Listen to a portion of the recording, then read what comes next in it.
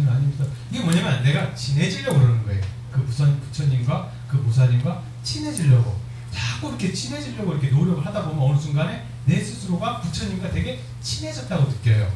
근데 사실은 우리 부처님 입장에서 원래 친해요. 원래 친해요. 부처님 입장에서는 한 번도 우리를 안 친해 본 적이 없어. 마치 그 부모님이 그 애 3, 4살짜리 애가 이렇게 바깥에서 이렇게 놀고 있으면 한 번도 부모님이 그 애가 어떻게 하고 있는지 눈을 띕니까? 어떻게 있는지 내리다망에 항상 잡혀 있어요. 그 부모는 얘가 어떻게 이렇게 바깥에서 놀라도 3, 4살, 2, 3살짜리가 놀고 있으면 혹시라도 가가지고 넘어지지 않을까 어디 막 항상 이렇게. 그런데 애는 몰라요. 엄마가 항상 그 자기를 이렇게 그 관심을 두고 있다는 것을. 다시 말하면 부처님은 항상 볼보살님은 항상 저희한테 그렇게 자비와 그런 마음을 쏟고 있는데 우리가 모르는데 우리가 알려고 그러면 어떻게 합니까? 일단 부처님 이름을 자꾸 불러야 돼. 명호를 자꾸 불러서 부처님과 친해졌다고 내 스스로가 그때 좀 마음이 이제 컴포테이블을 이제 편해지고 부처님과 좀 이렇게 그 관계가 이렇게 내 스스로가 좋아졌다. 그러면은 그런 관계 속에서 이렇게 열심히 기도를 하게 되는데 보통 기도를 할 때 많은 그 우리 중생들은 어떠한 소원이 있어요. 그렇죠? 살면서 그 뭐 가족의 문제라든가 아니면 뭐 비즈니스의 문제라든가 학교 공부하면서 어려웠던 일이라든가 어떤 살면서 그 풀지 못한 어떠한 그 과제들이 하나씩 꼭 있을 수가 있어요. 그게 나한테 없거나 내 가족이 없으면 내 주변 사람 친한 친구가 가지고 있을 수도 있어요. 그런 것을 가지고 보통 사람들은 기도에 들어가요. 그러면 사람들이 어렵고 간절하기 때문에 마음이 한 곳으로 쭉 모아집니다. 마음이 한 곳으로 쭉 모아지고 간절해져요. 그러면은 여러 가지 잡생각이 안 들고 그 한 가지 일념으로 마음이 쫙 모아져요. 근데 제일 처음에 그 부처님 앞에 와서 부처님 저 이거 해주세요. 부처님 저거 해주세요. 이렇게 하잖아요. 그 어쩔 수 없이 그 중생들은 와가지고 제일 처음에는 부처님 저는 이런 어려운 상황이 있으니까 이거 들어주세요. 그런다고요.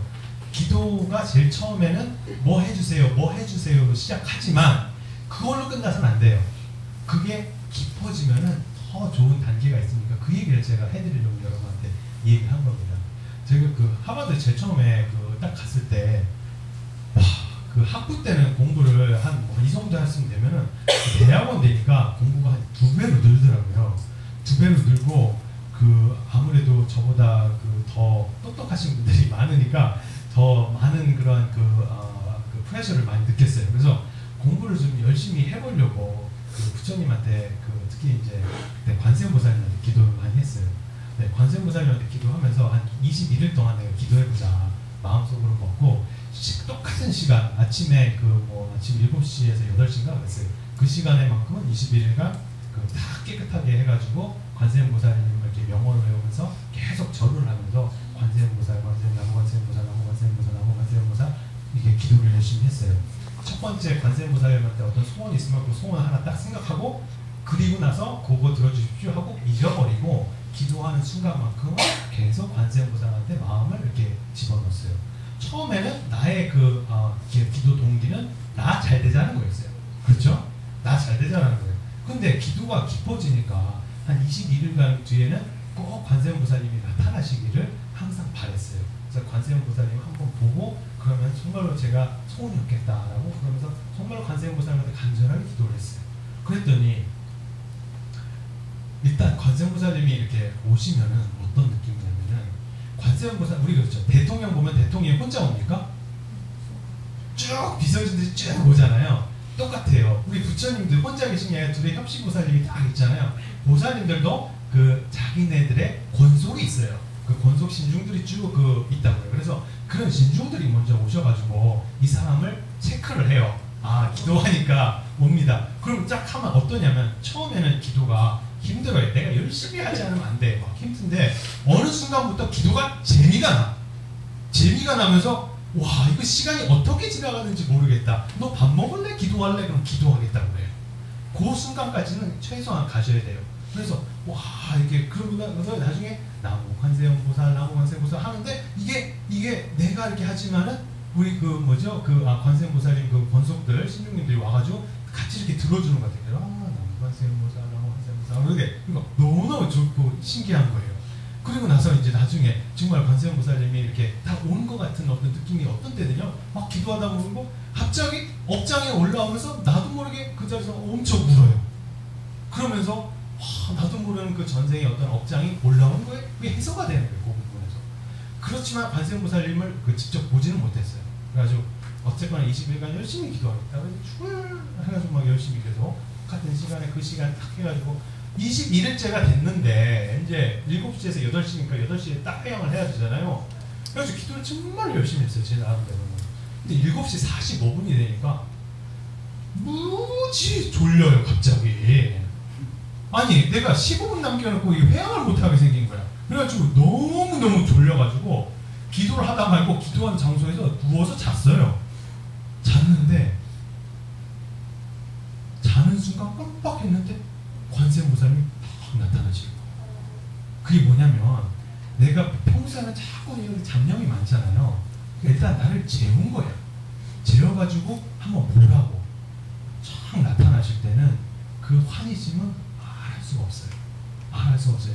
그때 순간에 그 이제 어떤 분이 스님은 왜 스님이 됐습니까? 왜 불교를 믿으십니까? 그 순간에 관세음 보살님을 딱 보고 나면은 느낌이 어떠냐면은 이제 누가 너 불자 할래 뭐 할래 이거 뭐 말이 필요 없어요. 그 순간에 딱 나는 이제 불자예요. 그리고 더 재미난 거는 관세음 보살님을 만났을 경우에는 내가 관세음 보살님 나 공부 잘하게 해주세요 이렇게 할 줄 알았어요. 그런데 어떤 말이 들냐면 딱 보니까 관세음 보살님도 아니야. 엄마처럼 되고 싶어요. 그거였어요. 저의 아주 깊은 그 기도는 내 그 전생부터 내려오던 기도는 관세음 엄마, 나 엄마처럼 되고 싶어요. 이거였어요. 그러니까 우리 불자님들 한 분 한 분 가운데 갖고 있던 어떤 그 전생부터 내려오는 어떤 기도가 있어요. 그 깊은 기도가. 그 기도가 처음에는 내가 지금 현실이 급급하기 때문에 그 현실이 급급한 곳에 지쳐서 몰라요. 그러다가 아주 깊숙하게 들어가면 내 원래 기도가 나와요. 전생부터 나왔던 그런 기도. 그 기도가 탁 나오면서 관세음 보살님이 쫙 깨어나주면서 이렇게 어떤 느낌이냐면 내가 이 생에 계속 너를 이렇게 이제 돌봐주겠다 라는 느낌이 확 드는 순간에 뭐 무서운 것도 없고 그렇더라고요. 그러니까 여러분들 어때요? 꼭 기도라는 것을 우리 좀 해봤으면 좋겠어요. 해보시겠어요? 네. 그러면 이제 앞으로 이제 제가 이렇게 얘기한 이유는 뭐냐면 우리 여러분들이 참 운이 좋으신 게 뭐냐면 성향 스님이 우리나라에서 정말로 연불을 대가이신 은사 스님을 모시고 정말로 성향 스님 연불 정말로 잘하세요. 네. 연불 잘하는 스님을 모셨다는 것은 엄청난 행운이에요.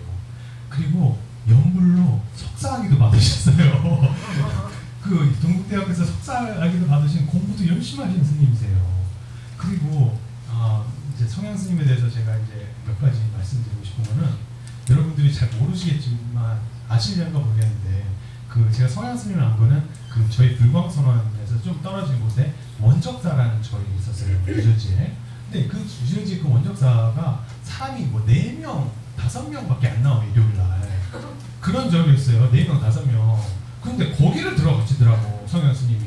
그래가지고 아니 왜 다 망하기 일보 직전에 저 사찰에 들어가나 저는 속으로 걱정을 했는데 알고 보니까 그 절에 3, 4년 만에 2, 3년인가? 그 만에 완전히 그 절을 완전히 다시 살려놓으셨어요. 정말로 애정을 가지고 거기 있는 보살님들, 거사님들 한 분 한 분한테 정말로 따뜻하게 잘해주셔서 그 절을 다시 일으키신 분이에요. 그리고 우리 성향 스님은 제가 이제 계속 말씀드리고 싶은 거는 정말로 자비하고 따뜻하신 분이에요. 정말로 따뜻하세요. 그러니까 여러분들이 성향 스님을 좀 더 깊이 이렇게 알고 싶으시면 이렇게 좀 더 자기 마음을 오픈해서 성향 스님한테 이렇게 자기 얘기도 하고 그러다 보면은 얼마나 따뜻하고 좋으신 분이라는 것을 여러분들이 느낄 수가 있어요. 그리고 욕심도 별로 없어요. 정말로 욕심도 없으신 이런 스님이에요. 그리고 미국에서도 또 오랫동안 사셨기 때문에 미국 사정이 어떻다라는 것도 잘 아세요. 다시 말하면은 그런 스님을 보현사에서 모셨다는 것은 어마어마하게 럭키한 거예요. 행운이 있으신 거예요. 그러면 여러분들이 어떻게 하셔야 됩니까? 여러분들이 우리 스님이 하시자는 대로 좀 잘 이렇게 서포트를 하셔가지고 이것 좀 도와주십시오. 그러면은 내가 어떻게 해야 됩니까? 예, 돕겠습니다 하는 마음을 자꾸 내셔야지. 그렇게 내시면 여러분들이 하나를 도와주겠다는 마음을 내면 성령 스님은 둘, 셋, 넷을 해주신 분이에요. 이건 제가 증명할 수 있어요. 그러니까 그 하나를 여러분이 오픈하면 둘, 셋, 넷을 받으니까 꼭 그 성령 스님한테 여러분들이 정말로 잘 해주시고, 그리고 이제 제가 한 가지 이제 반성하는 얘기를 좀 해보고 싶어요. 뭐냐면 저희 사찰에 있으면서도 이 얘기를 저희 신도들한테 저는 아주 그냥 귀가 닳도록 합니다. 첫 번째, 우리가 좀 반성해야 될 것. 첫 번째, 자기 아이를 절에 안 데려오시는 부자님들이 있어요. 자기 애를 절에 안 데려오시는. 우리 사찰에 부처님 법을 알았으면은 그것을 이렇게 얘기 포기하는 것이 아주 기본이에요. 그런데 자기 애들조차 안 데려오시는 분들이 있어요. 이거는 상당하게 심각한 문제입니다. 상당하게 심각한 문제고 우리가 정말로 반성해야 될 거예요. 혹시라도 자기 애가 있는데 절에 안 데려오신다. 그것은 상당히 큰 문제를 야기할 수 있어요. 예를 들면 애가 이제 그 친구 따라서 이제 교회에 가기 시작해요. 아니면 그런 종교적 정체성이 없어요. 그럼 대학 들어가면 한국 사람들 코리안 아메리칸 어소시에이션 들어가면 100% 95% 애들이 뭡니까? 다 크리스찬이에요. 그러면은 거기에서 좀이라도 연애하고 그러면 어떻습니까? 100% 크리스찬이가 남자친구나 여자친구가 사귀어요. 그런데 캐톨릭이나 무종교는 괜찮은데 개신교 아주 그냥 완전히 펀더멘털 크리스찬 그런 남자친구를 딱 사귀어버리면 어떻게 됩니까? 결혼하고 나서는 교회로 가요. 그럼 어떤 일이 일어나면요? 며칠 전에 성현 스님이 오스틴에서 이런 일이 있으셨다는데 부모 둘은 불자예요. 근데 애들이 다 교회를 다녀요. 그래서 아버지가 돌아가시면서 유언이 나는 꼭 절에다가 이게 해달라. 그런데 그러면 이제 그걸 지켜줘야 되잖아요. 근데 애들이 엄마를 절에다 라이드를 안 해줘. 심각한 문제입니다. 아주 심각한 문제예요. 절대로 부처님 법을 알았으면은 그것을 아이들한테 포교해야 될 것은 여러분들의 몫이에요. 그것을 등한시하거나 아이들한테 단순하게 우리 사찰이 일요일날 와가지고 사람들한테 친목단체의 역할만 한다라고 생각하시면 절대로 안 되고 부처님의 법을 아이들한테도 전수할 수 있는 의무를 내가 갖고 있다는 것을 확실하게 아셔야 돼요. 아셨습니까? 네. 그리고 두 번째로는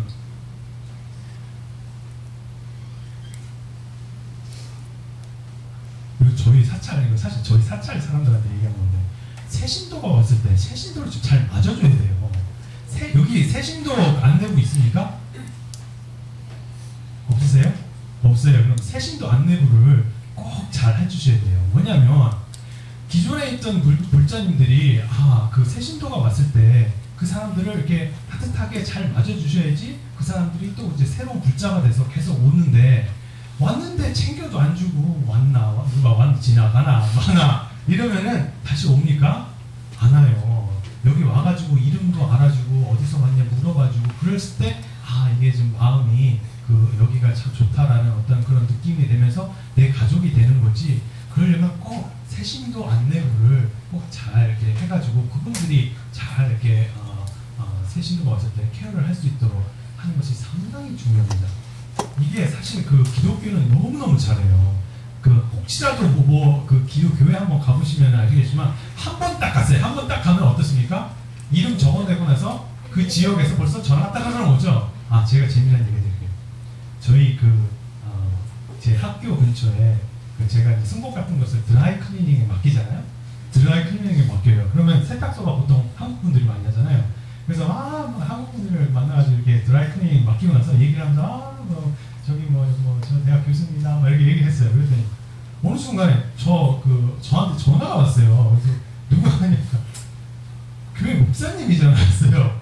왜 목사님이 제 전화번호를 알아보니까 세탁소 주인이 제가 교수가 여기에 있다라는 것을 안 거예요. 그래가지고 저를 그 교회에 나오도록 하려고 그러는 거예요. 교회에 가가지고 그렇다고 치면 교회에 한 번이라도 잠시 가면 어떻습니까? 그 새 신도가 왔다 그러면 어떻죠? 거기서는 정말로 잘해요. 교회 그래가지고 뭐 왔냐? 혹시 뭐 완전 간을 내줄 거